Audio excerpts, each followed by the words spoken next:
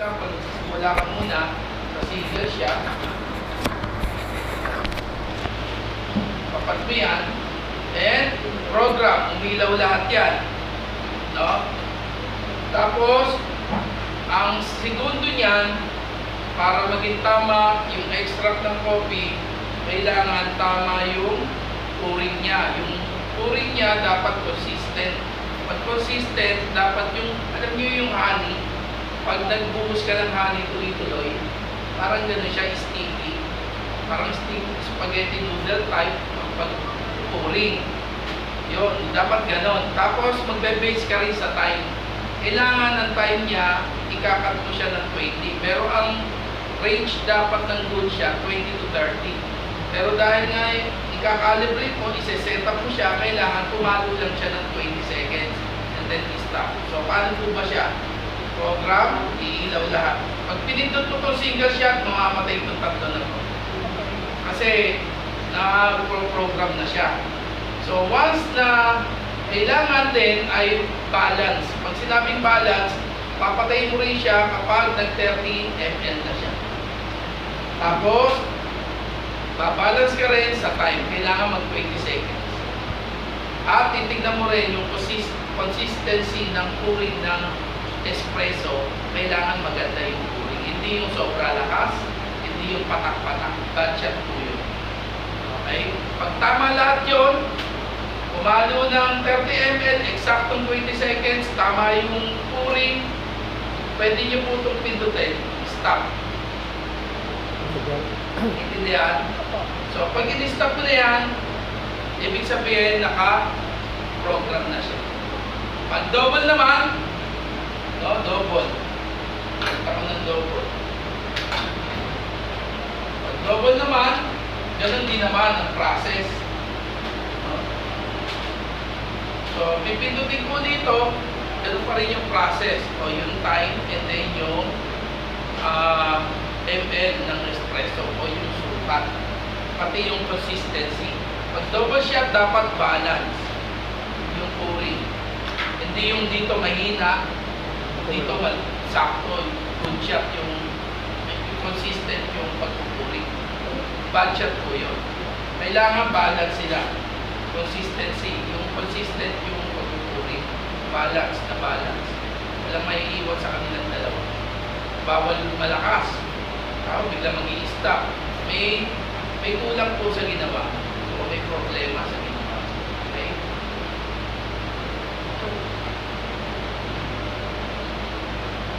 Okay? May kulang doon.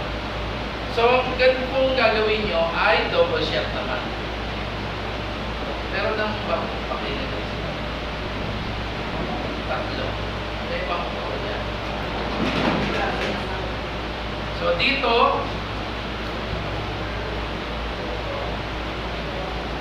teka lang, may picture lang sila. Teka lang. Picture mo. Sige, picture mo muna. Yan, kunyari ganyan. Ako! Okay na. Gusto mo sa'yo? O, diba? Siya yung kumigil na huwag mo nabuli ng module. Okay na. Okay, papasokan mo. Okay.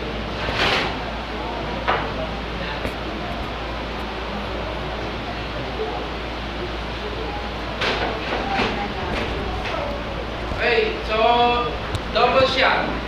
Double shot, pag pinindot ko to yung program, tatlo na lang ang iilaw. Ha? Tatlo na lang. So kapag tatlo, yan. Okay, tatlo na lang iilaw.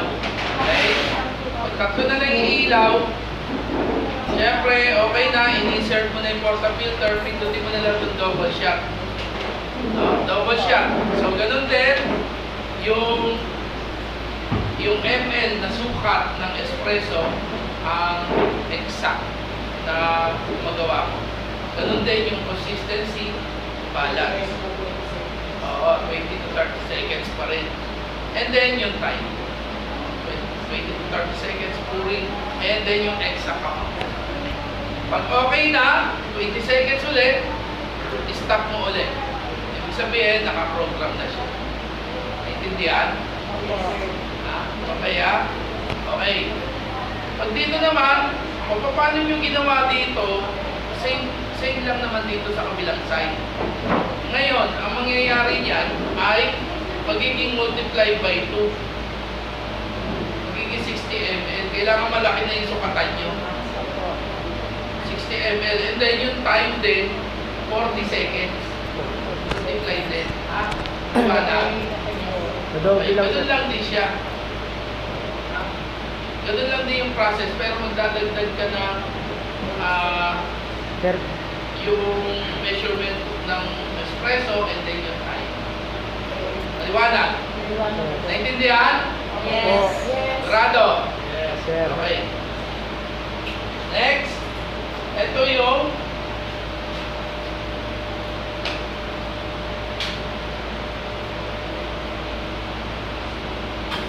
yan na. Ibig sabihin, nag-absorb na siya ng tubig.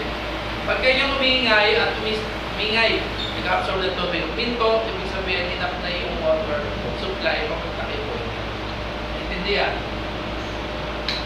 O, tignan ko ha.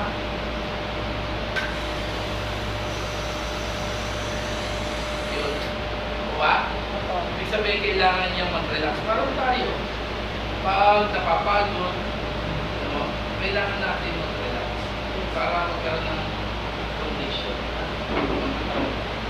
Okay po ba? Yes, sir. Ganun din siya. Mag-relax at magtapin. Tubig. Diba? Okay. And button dispenser. Okay. Ito yan ha. Button dispenser. And hot water dispenser. Intindihan? Ito. Ito, purging bottle. Dito yan, purging bottle. Yan. Pero pwede ka rin dito mag-purge. Dalawa yan. Pero dito ka, kaya nga ginawa to eh. Yan na. Madali siya, Dito yan. Purging bottle. Okay? Ito naman ay steam dump. Ang on ay counterclockwise. Ang pag-on. Ang off, clockwise. Naintindihan? Kanina. Ang counterclockwise, open. Okay. Pag close, clockwise. Okay. Naintindihan? Naintindihan? Yes. Sa inyo po, naintindihan? Yes, sir. Okay. Diyan ka lang. Bawal ka lumabas. Harangin ka. Okay?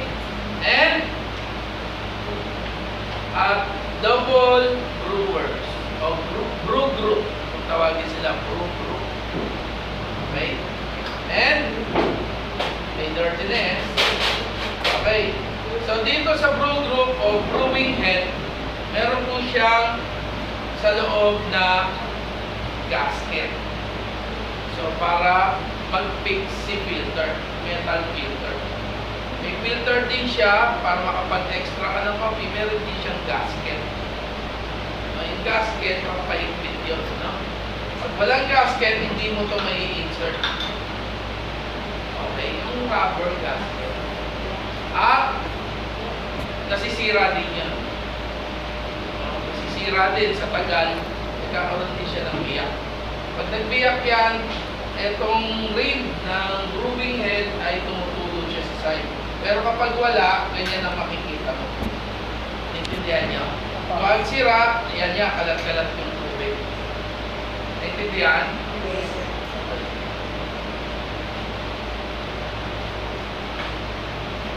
Ito,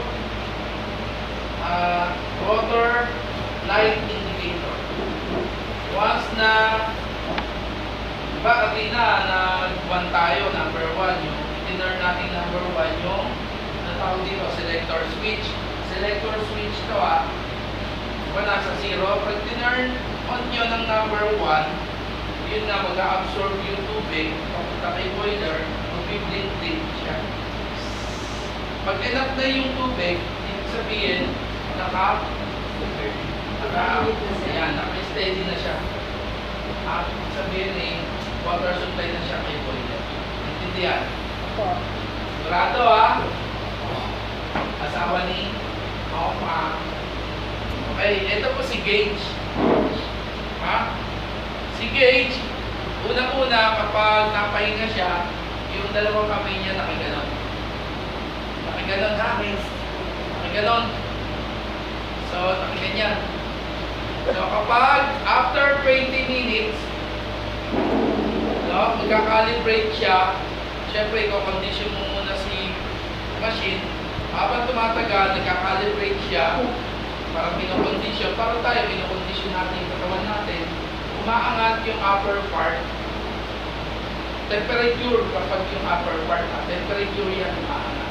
Pag mataas na yung temperature niya, na-calibrate na siya, ibig sabihin, yung kamay niya, nakaturo na yung sa kulay green. Kulay green na numbers. So, ibig sabihin, enough na yun. Calibrate na yun. Calibrated na siya. Ngayon, tetesting. Siyempre, yung pressure, naka-stay pa rin doon, i-check mo sa pressure kung tama din. Kaya ka mag-purge. Ipindutin mo sa purging mo. Ayun, pag pumalo doon at sumako kay green, ibig sabihin, tama yung pressure. No? Pero yung si heat, yung temperature, naka-steady na lang siya. Pero si pressure, once na gagamitin mo si machine, every time na extra ka na ipapalo si pressure. Lagi po ako. Actually, wala naman, meron namang degree, siguro mga 4, nasa 45 degrees.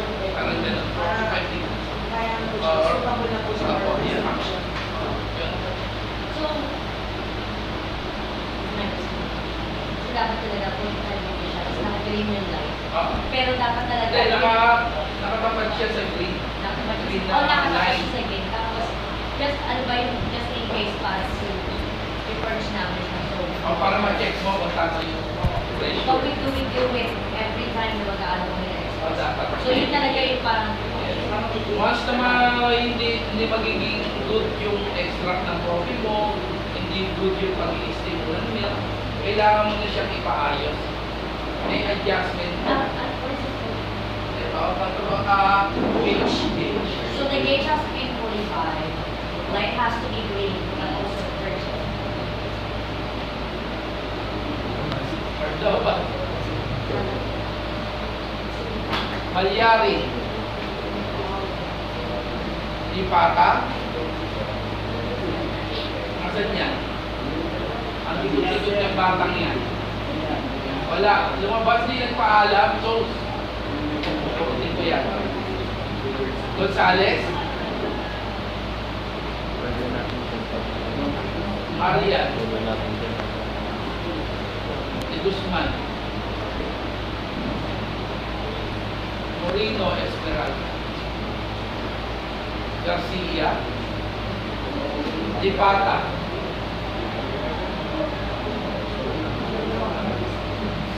Okay. Ito ay steam na. No? Kapag counterclockwise, open, close, clockwise. Ito naman po yung steam 1. Pag steam 1, as a whole, steam 1. So yung parts, nozzle. So kung baga sa daliri natin, meron tayong gadla or cut dito. Nozzle po yun. Nozzle. Ito nozzle. Arm natin, and rubber accessories. Dito ka po hahawak sa rubber. Huwag ka po rito hahawak dahil mapapasok ka sa part na to. Maliwanag. Dito lang, sa rubber accessories. Huwag kang bayani. Huwag madali. Baka dito ka mapahawak. Intindihan? Yan. Next. Ito naman po ay drip tray. Drip tray. So, dito yung bumabagsak yung mga spills and water. Lahat. Papunta dun kay hose. Yung hose na kulay green na plastic. Dito, sa ilalim. Doon sa dirtiness na siya bumabagsak lahat. Dirtiness and yuckiness. Hindi kayo nagpapaalam. Gusto niyo kung hindi ko ba? Dito po, yung pinaka silver hose, yan po yung hihigop ng tubig. Pumunta kayo po yun. Ha? Yun yung purpose na. Maliwanag. Ha? Ulit, ano po tawag dito? Farmer. Ito.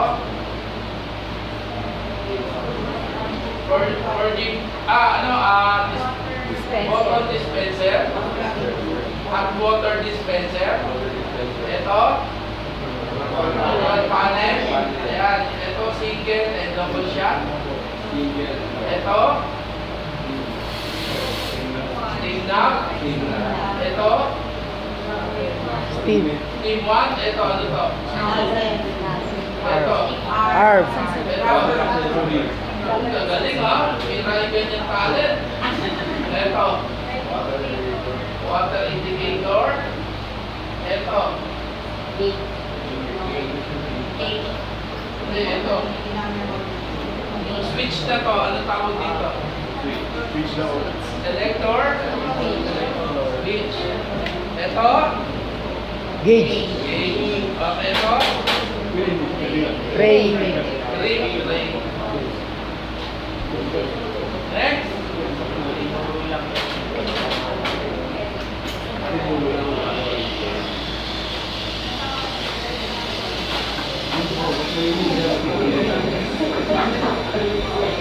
Okay. Initness.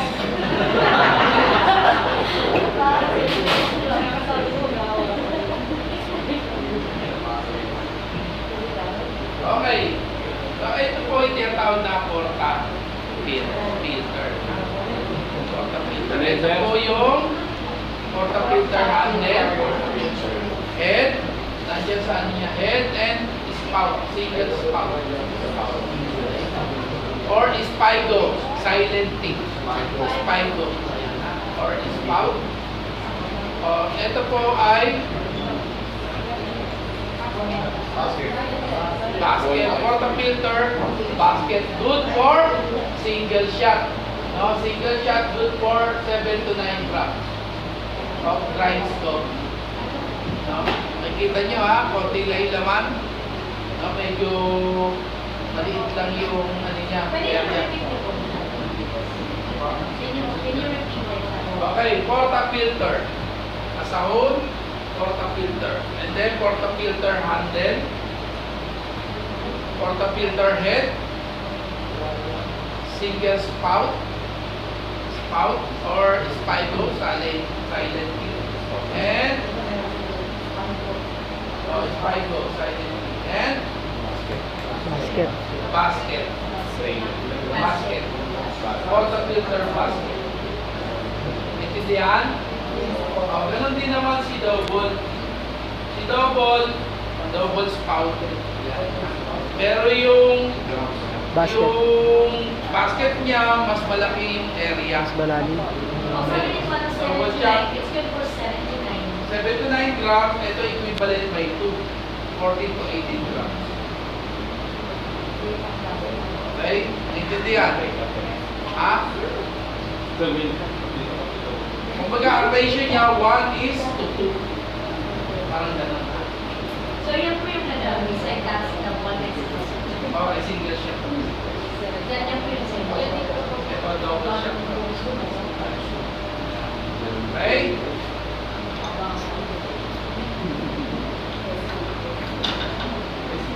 Intindihan? Sir. Ito, tamper. Tamper. Ang purpose nito, to flat and compact. To flat and compact the coffee. Yan. Pa-flatten the coffee and then with pressure, compact. Okay? So, ito yung front, ito yung back. Yung front, ito yung to flatten the coffee. Yung back, for topping. Sinabi for topping, ganyan ha, hindi ito, hindi itong front ang pangtatak mo, kundi ito, yung back. Front and back. Ito ang purpose nitong back ay for copy. So, yung front po na malaki. Front to latin the copy. Bata yung mga Okay, ha?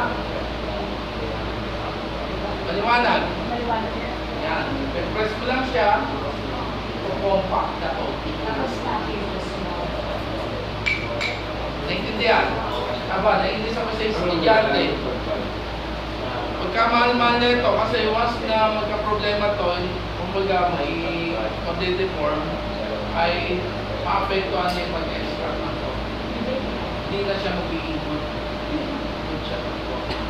Ginawa, ito yung pinanggaganon niya, tapos may nakita siya ditong pako, pinampukpok. Hindi niya alam, mahal to. Ha? Lahat ng itong machine na to, mapalo ko na almost 300,000. Wow.